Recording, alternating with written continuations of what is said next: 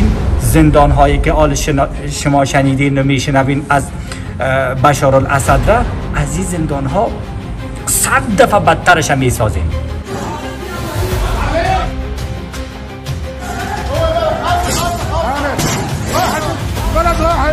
فریب خورده بود بشار الاسد که زندان سیدنا را ساخته بود. والله مرد بودی، زنده باد، بهترین شخصیت بود. خیلی کسا اذیت و آزار و ظلم و زورگویی و تجاوز دیدن.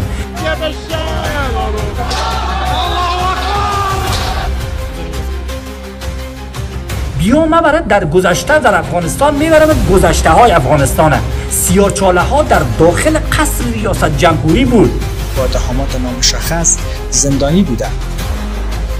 شما شنیدین از بزرگایتان بپرسین بگو در ریاست جمهوری افغانستان وقتی که معاف میخواستم از بالا ادرار میکردم.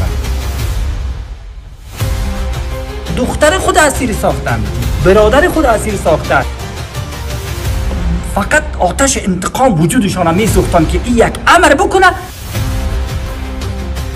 میلیون ها انسان به سلامتیش میبرامد، درود بگفتن برش.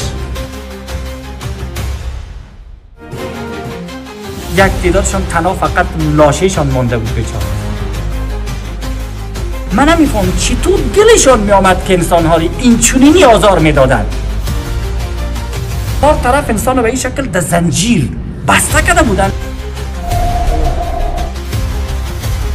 ناخون یک تعداد انسان‌ها را میکشیدن زنده زنده. قدرت مستش کرد، ثروت مستش کرد، بردن مردم در سیاه‌چاله ها.